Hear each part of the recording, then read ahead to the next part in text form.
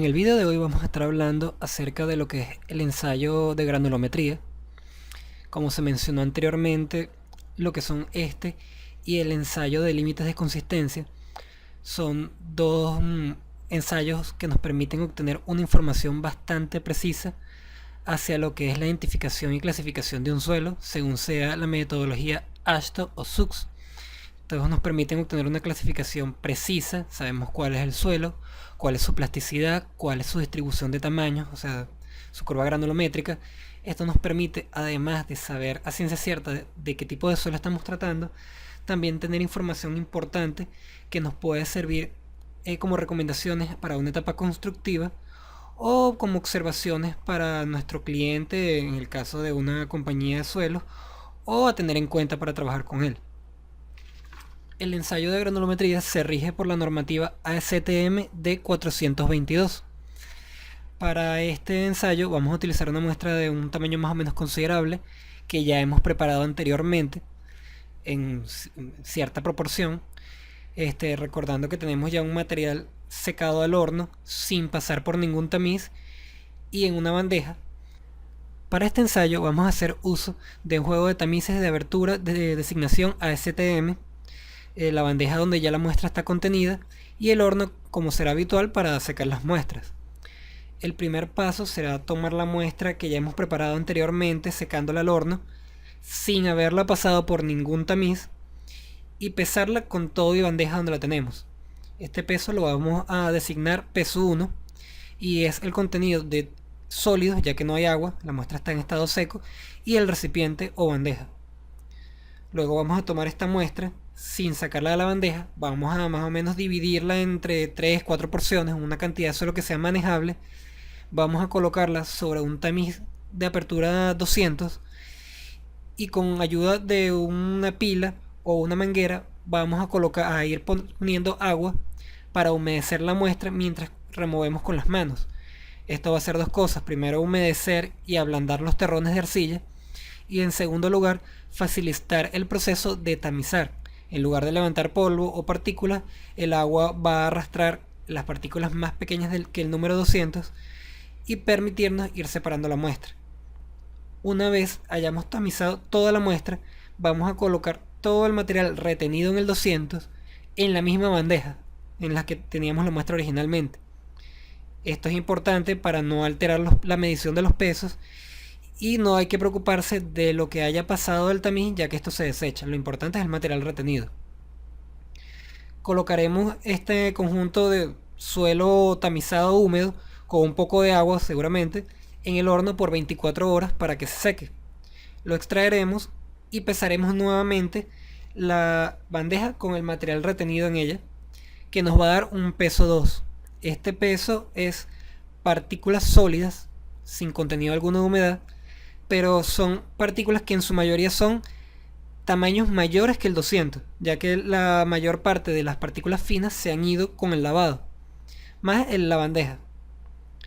Luego vamos a tomar el juego de tamices ASTM, incluyendo un fondo que se le dice ciega, es una bandeja que no tiene aperturas, que va después del paso 200. Limpiaremos cada tamiz y la bandeja y vamos a pesar cada uno de forma separada. Entonces vamos a tener un peso del tamiz de apertura 1,5 pulgadas, un peso del tamiz de 3/4, uno de 3/8 y así sucesivamente hasta llegar al ciego. Estos pesos los vamos a registrar en una lista y vamos a colocarlos de manera organizada, de forma decreciente, de manera que el último tamiz, el inferior, va a ser el que tenga la apertura número 200 y abajo vamos a colocar la bandeja. Una vez tengamos los tamices pesados y organizados, vamos a verter el suelo en el primero de ellos. Lo taparemos y lo colocaremos en la tamizadora por 10 minutos. Este proceso va a hacer que la acción mecánica haga que las partículas pasen de una malla hacia otra, quedándose retenidas en el tamaño de partículas correspondiente.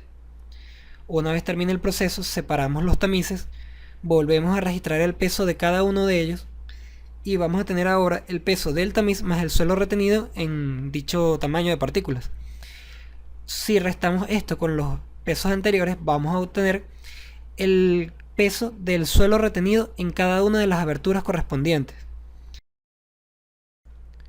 Para completar los datos que necesitaremos es necesario tomar el peso de la bandeja donde hemos preparado la muestra. Este se designará P sub E. Una vez registrado, podremos obtener el peso total de la muestra de suelo en estado seco. Esta será P sub 1 menos P sub E y se designará P total. Este es el contenido de la muestra que teníamos originalmente antes de lavarla y pasarla por el tamiz 200 en estado seco, después de haberla sacado del horno la primera vez. Una vez recabada toda la información necesaria, podemos proseguir a construir la curva de distribución de tamaños.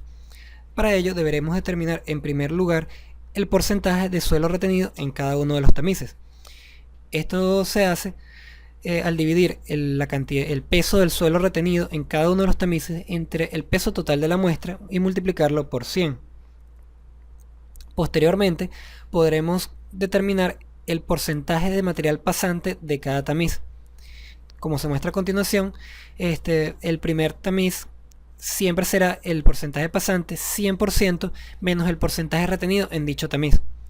Para el resto será el porcentaje pasante del tamiz anterior menos el porcentaje retenido en dicho sedazo.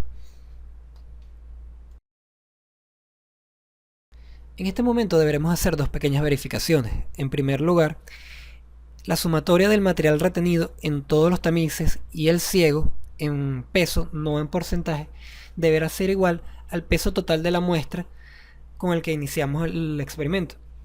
Se admiten pequeñas diferencias siempre y cuando la sumatoria del material retenido sea el menor de los valores.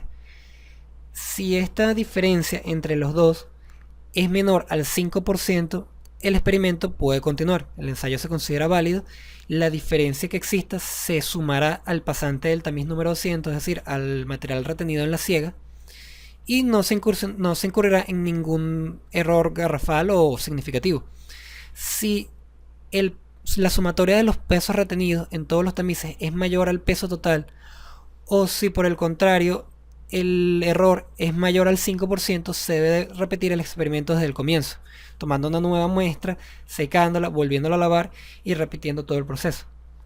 La segunda verificación es que cuando determinemos el porcentaje pasante del tamiz número 200, este debe coincidir con el porcentaje sacado con el material retenido en el ciego.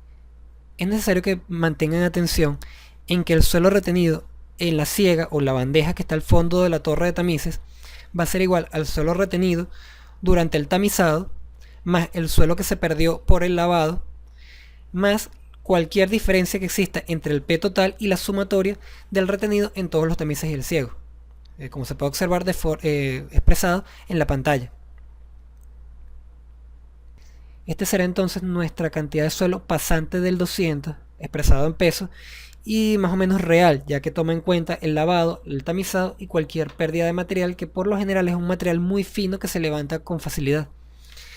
Si tomamos o determinamos el porcentaje pasante del 200 en base a la cantidad de material que ya hemos determinado, que sería el material retenido en el ciego más el que se perdió por el lavado más cualquier diferencia entre el peso total, y lo multiplicamos por 100, debería ser igual a la cantidad de material pasante del 200 que determinamos al calcularlo como la resta sucesiva de los materiales retenidos. Esta es la segunda verificación y simplemente nos va a ayudar a verificar que no tengamos ningún error de cálculo.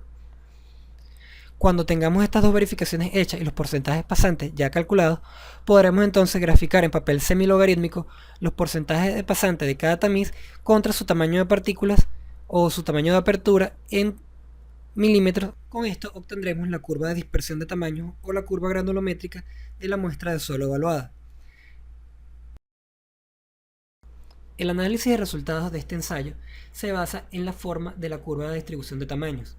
Si tenemos una curva que desciende de forma suavizada y con una pendiente prácticamente constante, podemos hablar de un suelo más o menos bien gradado. Esto nos lo darán son los coeficientes de curvatura y los coeficientes de forma, que se determinan con la identificación de suelo o la clasificación según SUX.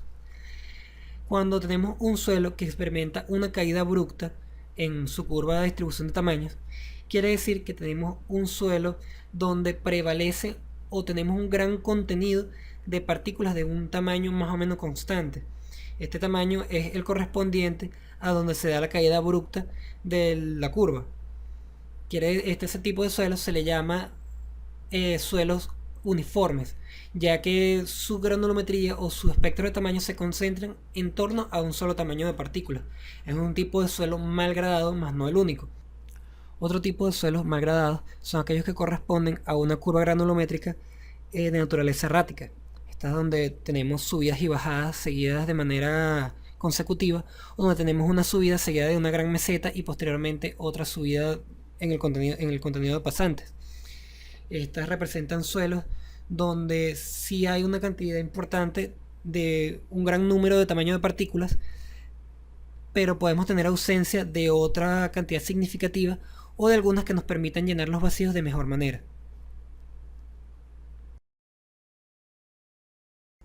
El tipo de conclusiones que se maneja con este ensayo son referidas a una identificación temprana del tipo de suelo que estamos manejando. Esto se puede hacer según los criterios de SUX. Aun cuando tenemos la información de los límites de consistencia, podemos hablar en base al porcentaje de pasantes de cada uno de los tamices si tenemos un suelo fino o un suelo granular.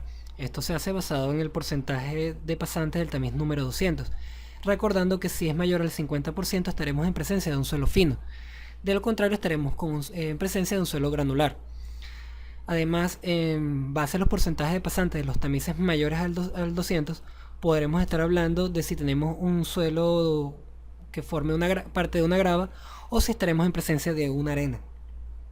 También podríamos establecer conclusiones de manera muy directa sobre lo que sería la presencia de los tamaños de las partículas. Si tenemos una granulometría uniforme, recordando que nos referimos a la forma de la distribución de los tamaños, la curva granulométrica, si tenemos una granulometría uniforme, tendremos presencia primordial o prácticamente protagónica de un solo tamaño de partículas. Si por el contrario tenemos una granulometría errática, tendremos ausencias de algunos tamaños y cantidades significativas de otros. Para las conclusiones basta con indicar qué tamaños tienen mayor participación o qué tamaños presentan una ausencia importante en la distribución. No deben detenerse mucho en este aspecto, ya que es una respuesta simplemente al objetivo específico que se planteó. Por su parte, las recomendaciones van a estar basadas principalmente en la naturaleza del suelo o cualquier inconveniente que pueda surgir de usar este material.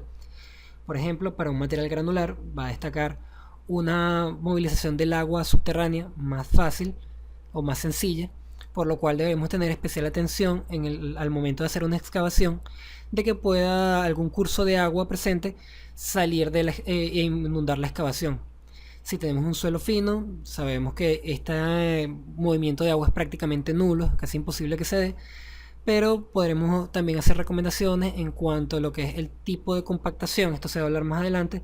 Si tenemos un suelo granular, se puede recomendar hacer compactación con un rodillo liso o hidrocompactadora. Si tenemos un material fino, podemos hacer compactación con un rodillo de pata de cabra.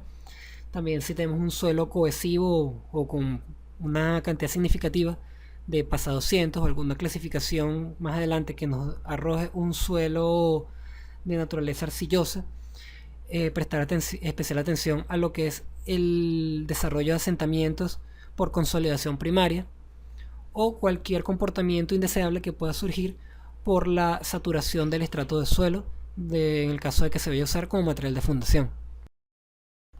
Esto ha sido todo por hoy.